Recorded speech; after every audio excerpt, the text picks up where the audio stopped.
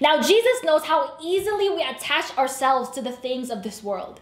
He knew exactly how easy it was to attach ourselves to money and to material possessions, and for us to place our source of security and our source of identity in those things and not in God. Which is why he says this in Matthew chapter 6, verse 24. No one can serve two masters, for you will hate one and love the other. You will be devoted to one and you will despise the other. You cannot serve God and be enslaved to money. And I think it's important for us to see how strong the grip of money, or how strong the grip of material possessions, that grip that it has on our hearts. That here Jesus does not present a case of that Jesus does not present a case of both and, but here it is a case of either or. When Jesus says that we serve money, he uses that word to refer to the kind of service that we would render to a king. That if we live for money, we are slaves to it.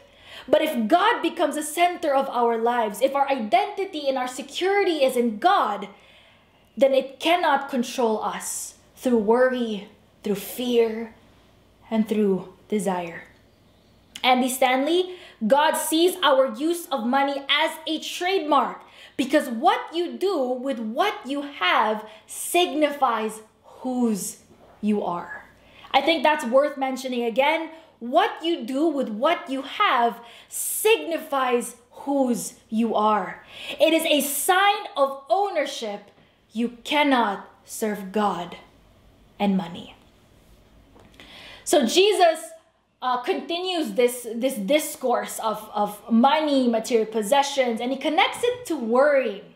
In Luke chapter 12, verse 22, it says this: Then Jesus said to his disciples, Therefore I tell you, do not worry about your life, what you will eat, or about your body, what you will wear.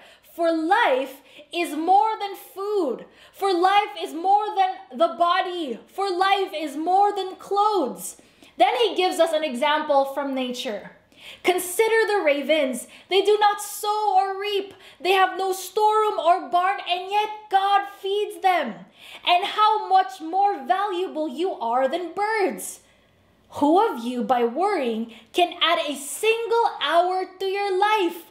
Since you cannot do this very little thing, why do you worry about the rest? Now let's take a step back for a second, because when Jesus was talking to the crowd, he was likely addressing two types of people. The first category of people that he was talking to were those who were worried about how to make ends meet. The second type of people that he was talking to were those who were worried about whether they would be able to afford nice things to wear or nice things to eat. So, I've realized that whether we are in a time of scarcity or whether we are in a time of abundance, worry plagues us all.